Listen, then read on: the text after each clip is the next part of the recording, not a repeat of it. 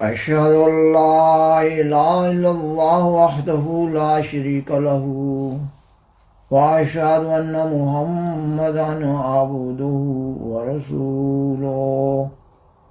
أما بعد فأعوذ بالله من الشيطان الرجيم بسم الله الرحمن الرحيم ما كان محمد أبا أحد من رجالكم ولكن رسول الله وخاتم النبيين وكان الله بكل شيء عليما۔ سامعین و ناظرین کرام، السلام علیکم ورحمۃ اللہ وبرکاتہ۔ گزشتہ 3 پروگرامز کی طرح اس پروگرام کا آغاز بھی قرآن مجید کی سورۃ الاحزاب کی آیت 41 کی تلاوت سے کیا جا رہا ہے۔ خاکسار نے اپنے گزشتہ پروگرامز میں بیان کیا کہ آئندہ کے چند ایک پروگرامز میں عقیدہ ختم نبوت کی اصل حقیقت واضح کی جا رہی ہوگی، اور جماعت احمدیہ پر اس عقیدہ کی نسبت سے پڑھنے والے تمام اعتراضات کا مرحلہ وار جائزہ لیا جا رہا ہوگا۔ آج کا پروگرام عقیدہ ختم نبوت کی اصل حقیقت کے مضمون پر قسط نمبر 4 کے طور پر پیش کیا جا رہا ہے۔ اس پروگرام میں سیدنا حضرت محمد رسول اللہ خاتم الانبیاء صلی اللہ علیہ وسلم کی حدیث مبارکہ لا نبی بعدی، یہ کہ میرے بعد کوئی نبی نہیں، کو زیر بحث لایا جا رہا ہے۔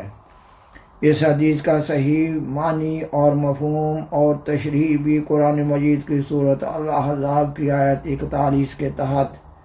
سیدنا حضرت محمد صلی اللہ علیہ وسلم کے مقام مدح کو ملحوظ خاطر رکھتے ہوئے بیان کی جا رہی ہوگی۔ اس حدیث مبارکہ کے تینوں عربی الفاظ یعنی لا اور نبیہ اور بعدی کو بطور خاص سمجھنے کی ضرورت ہے۔ پاکستان کے احمدیت مخالف علماء اس حدیث مبارکہ کا اردو میں ترجمہ کرتے ہیں کہ آپ صلی اللہ علیہ وسلم کے بعد کسی قسم کا کوئی نبی نہیں، یا اپنی کسی لوکل زبان میں اس حدیث مبارکہ کا ترجمہ کرتے ہیں، اور پھر ترجمہ کرنے کے بعد وہ قرآن مجید، حدیث اور اقوال بزرگان سلف کی قطعاً کوئی پرواہ نہ کرتے ہوئے حضرت بانی سلسلہ عالیہ احمدیہ علیہ السلام کو گالی گلوچ دینا شروع کر دیتے ہیں۔ وہ اس حدیث مبارکہ کے بارے میں جماعت احمدیہ کے موقف کو زیر بحث نہیں لاتے۔ وہ اپنے لوگوں کے ذہن میں نسل بعد نسل یہ بات راسخ کرتے چلے جا رہے ہیں کہ سیدنا حضرت مرزا غلام احمد قادیانی علیہ السلام نے سیدنا حضرت محمد رسول اللہ خاتم الانبیاء صلی اللہ علیہ وسلم کے بعد نبوت کا جھوٹا دعویٰ کر دیا ہے۔ گویا آپ علیہ السلام نے ختم نبوت کی مہر کو توڑ دیا ہے، ختم نبوت پر ڈاکہ ڈال دیا ہے، اور وہ علماء محافظ ختم نبوت ہیں، اور پھر وہ علماء اپنے لوگوں کو حوروں اور جنت کی طمع دلاتے ہوئے احمدیوں کے خلاف ہر قسم کی ایذا رسانیوں کے لیے، حتیٰ کہ قتل و غارت کے لیے اشتعال دلا رہے ہوتے ہیں، کیونکہ ان علماء کا مقصد ہی فتنہ و فساد برپا کرنا ہے۔ اس لیے ان کو سچائی کی تلاش نہ ہے، مگر جماعت احمدیہ ایک الہی جماعت ہے، اور جماعت احمدیہ پر اللہ تعالیٰ کی طرف سے یہ فریضہ عائد کیا گیا ہے کہ وہ نسل بعد نسل صداقت کو بیان کرتی چلی جائے۔ سامعین و ناظرین کرام، اس حدیث مبارکہ کو زیر بحث لانے سے قبل ضروری معلوم ہوتا ہے کہ یہ بتایا جائے کہ قرآن مجید کی روح سے انبیاء علیہ السلام کی 3 قسمیں ہیں۔ صاحب شریعت نبی، یعنی وہ نبی جو شریعت لائے، جیسا کہ حضرت موسیٰ علیہ السلام اور سیدنا حضرت محمد رسول اللہ خاتم الانبیاء صلی اللہ علیہ وسلم۔ دوسرے وہ نبی جو شریعت نہیں لائے اور وہ اپنے سے پہلی شریعت کی پیروی کرنے والے تھے، مثلاً حضرت یوسف علیہ السلام، حضرت سلیمان علیہ السلام، حضرت زکریا علیہ السلام اور حضرت یحییٰ علیہ السلام۔ نبوت کی تیسری قسم یعنی امتی نبی سیدنا حضرت محمد رسول اللہ خاتم الانبیاء صلی اللہ علیہ وسلم کی بعثت کے بعد اسلام میں پیدا ہوئی ہے، کیونکہ سیدنا حضرت محمد رسول اللہ صلی اللہ علیہ وسلم کے ذریعہ نبوت اپنی معراج کو پہنچی، اور سیدنا حضرت محمد رسول اللہ صلی اللہ علیہ وسلم کے ذریعہ شریعت اپنی تکمیل کو پہنچی۔ اس لیے اللہ تعالیٰ کی طرف سے سیدنا حضرت محمد رسول اللہ صلی اللہ علیہ وسلم کو خاتم النبیین کے مقام عالی شان پر فائز کیا گیا، اور اسلام کی شریعت کی کتاب کو خاتم الکتب قرار دیا گیا۔ اس کا مطلب یہ ہوا کہ آپ صلی اللہ علیہ وسلم کے بعد کوئی ایسا نبی نہیں آ سکتا جو نئی شریعت لائے یا اسلام کی شریعت کو منسوخ قرار دے، اور نہ ہی کوئی ایسا نبی آ سکتا ہے جو سیدنا حضرت محمد رسول اللہ صلی اللہ علیہ وسلم کی پیروی اور اطاعت سے آزاد ہو اور آپ علیہ السلام کا امتی نہ ہو، مگر یہ ایک دوسری حقیقت ہے کہ سیدنا حضرت محمد رسول اللہ صلی اللہ علیہ وسلم کے خاتم الانبیاء ہونے کا اور قرآن مجید کے خاتم الکتب ہونے کا ہرگز یہ مطلب نہ ہے کہ لوگوں میں بگاڑ بھی پیدا نہ ہوگا۔ قرآن مجید اور حدیث میں لوگوں کے بگڑ جانے کی خبر دی گئی ہے، نیز آخری زمانہ میں اسلام کا جدید غلبہ کی پیش گوئی بھی کی گئی ہے، اور امت محمدیہ میں لوگوں کی اصلاح کے لیے اور غلبہ اسلام کے لیے ظہور امام مہدی و نزول مسیح موعود کا وعدہ بھی دیا گیا ہے، اور اسلام میں امام مہدی اور مسیح موعود کا مقام امتی نبی کا بیان ہوا ہے۔ اس لحاظ سے اسلام میں سیدنا حضرت محمد رسول اللہ صلی اللہ علیہ وسلم کی محبت، اطاعت اور پیروی میں امتی نبی کا مقام پانا بھی نبوت کی ایک تیسری قسم بیان ہوئی ہے۔ انشاءاللہ تعالی اس سے اگلے پروگرام میں قرآن مجید اور حدیث اور اقوال بزرگان سلف کی روشنی میں سیدنا حضرت محمد رسول اللہ خاتم الانبیاء صلی اللہ علیہ وسلم کی محبت، اطاعت اور پیروی میں امت محمدیہ میں عند ضرورت نبوت کا مقام پانے پر بات کی جا رہی ہوگی۔ سامعین و ناظرین کرام، خاکسار نے بیان کیا کہ اس پروگرام میں حدیث مبارکہ لا نبی بعدی، یہ کہ میرے بعد کوئی نبی نہیں کو زیر بحث لایا جا رہا ہے، اور خاکسار نے یہ بھی بیان کیا کہ حدیث مبارکہ کے تینوں الفاظ لا اور نبیہ اور بعدی کو بطور خاص سمجھنے کی ضرورت ہے۔ خاکسار نے ابھی اس پروگرام میں نبوت کی 3 اقسام بیان کی ہیں۔ آئندہ کے پروگرامز میں مناسب موقع اور محل پر امت محمدیہ میں امتی نبی کے مقام پانے پر مزید بات کی جا رہی ہوگی۔ اس وقت اس پروگرام میں خاکسار لفظ لا بمانی نہیں اور لفظ بعدی بمانی میرے بعد کی قدر وضاحت پیش کر رہا ہے۔ عربی زبان میں لا بمانی نہیں، لا نفی جنس کے لیے بھی استعمال ہوتا ہے اور لا نفی کمال کے لیے بھی استعمال ہوتا ہے، اور اسی طرح عربی زبان کا لفظ بعدی بمانی میرے بعد بھی تشریح طلب ہے۔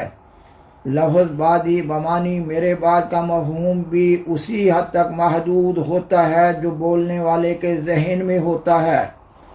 مثلا عارضی غیر حاضری یا لمبا زمانہ غیر حاضری یا مستقل غیر حاضری بمانی موت۔ نیز بعد کے معنی مخالفت یا مغایرت کے بھی ہوتے ہیں۔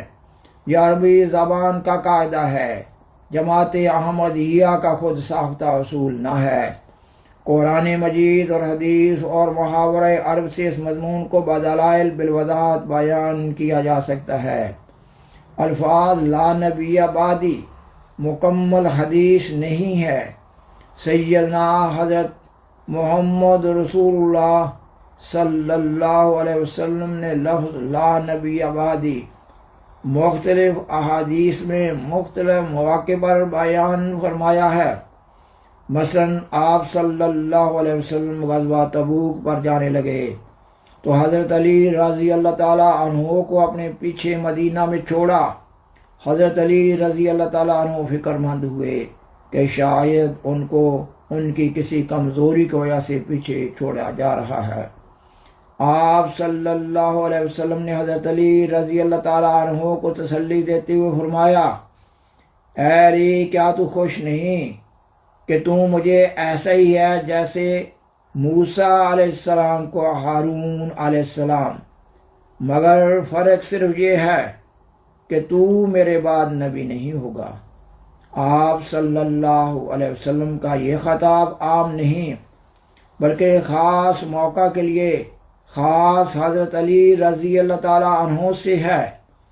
اور پھر مختلف مواقع پر بیان کی جانے والی اس حدیث لا نبی بعدی کی تشریح اس طرح بھی کی جاتی ہے کہ اس حدیث میں لا نفی سے نفی جنس مراد نہیں ہے بلکہ لا نفی کمال مراد ہے، یعنی مطلق نبوت کی نفی نہیں ہے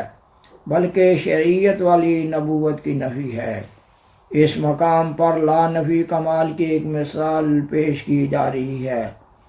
حدیث کی کتاب صحیح بخاری کتاب الایمان میں حضرت ابو ہریرہ رضی اللہ تعالیٰ عنہ سے روایت ہے کہ حضرت صلی اللہ علیہ وسلم نے فرمایا،